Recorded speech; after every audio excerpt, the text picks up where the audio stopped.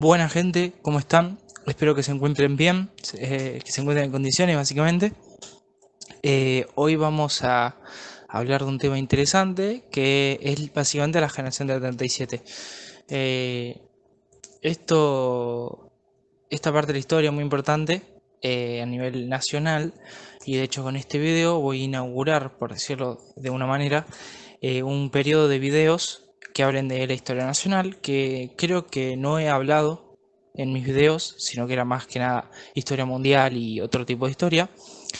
Entonces es por esto que bueno, con este video inauguro este periodo de historia argentina. En este caso voy a hablar de la generación del 37.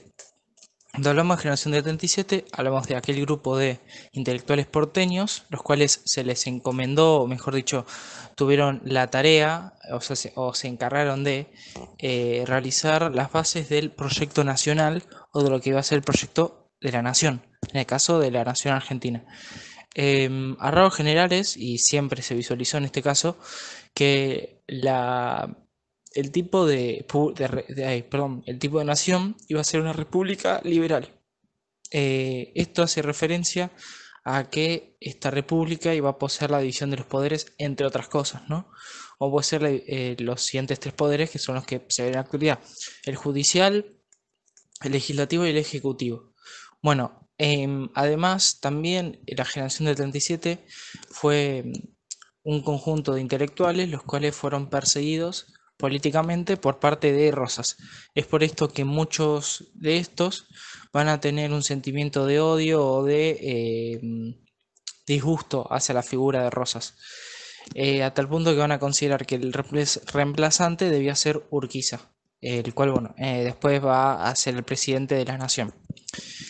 Eh, es importante destacar también que a pesar de este disgusto que existía hacia la figura de Rosas, eh, la generación del 77 consideraba que Rosas había sido el último o el único de ese gran periodo caracterizado por guerras civiles, conflictos, inestabilidad política, el cual había logrado cierta estabilidad a partir de que llegó a la gobernación de Buenos Aires y ordenaba en parte al país entero, desde la provincia de Buenos Aires. Em, Bien, el primer intelectual de la generación 37 va a ser Alberdi. Alberdi va a tener como modelo a el modelo francés, el cual tenía su énfasis en el poder ejecutivo. En este sentido va a considerar que es importante ante todo el establecimiento de una constitución nacional para el ordenamiento del país y sí, el ordenamiento correcto del país, básicamente.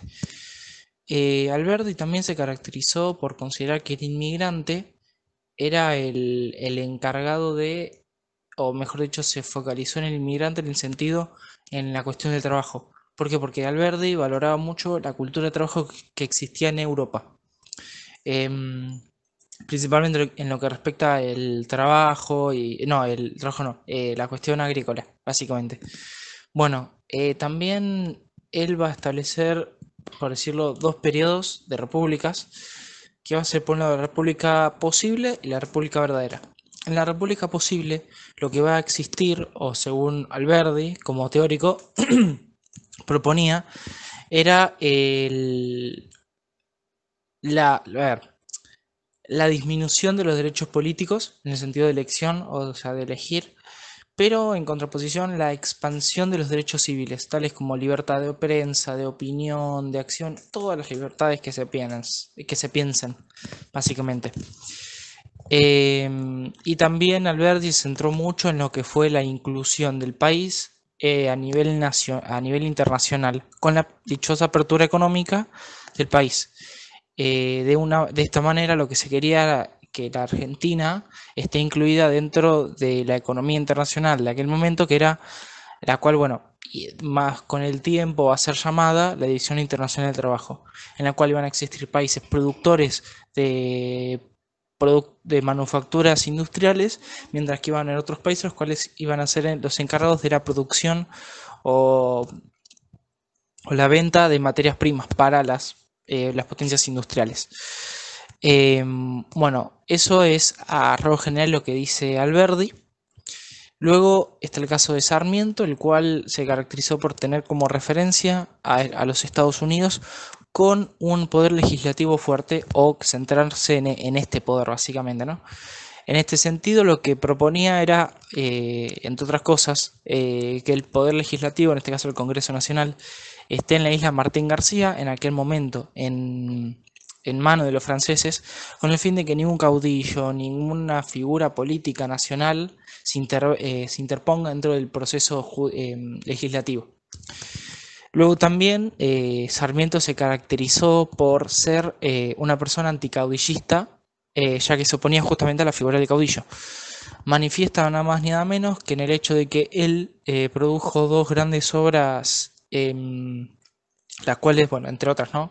Que fue el Facundo, que habla de la vida de Facundo Quiroga, básicamente defenestrándolo por su posición anticaudillista, y la civilización barbarie, en la cual, bueno, proponía la civilización como el modelo liberal, el modelo unitario, etcétera, y en contraposición la barbarie a los federales, a los caudillos, etcétera. También Sarmiento se centró en lo que fue el inmigrante, pero en el caso de la cultura general, no solo el trabajo, sino a rasgos generales. Después, y también, bueno, lo interesante de Sarmiento es que proponía la inclusión política, o en la vida política, mejor dicho, de los municipios. Y por último está el caso de Vicente Fidel López, hijo de Vicente López y Planes, el cual tenía como referencia el modelo de Inglaterra. En este sentido, tuvo su foco en lo que sería eliminar la desobediencia a nivel nacional. Es por esto que proponía eliminar las gobernaciones y para que de esta manera Urquiza pueda gobernar directamente los territorios. Él básicamente, Vicente Fidel López, se centró mucho en la obediencia, en obtener la obediencia, a tal punto que dejó en segundo plano el establecimiento de una constitución nacional, como para ordenar el país básicamente, ¿no? Así que nada, algunas características importantes o un dato que quiero tirar ahora es que a rasgos generales la mayoría de las ideas en su mayormente aplicadas fueron las de Alberdi. Bueno, ya que principalmente se estableció primero una constitución nacional, existió dentro de todo esta república posible, después una verdadera, entre otras cuestiones, pero eso es lo que hay que entender o sea, a rasgos general, no es que voy qué decía específico, o sea, a la vida específica de Alberti o de Sarmiento.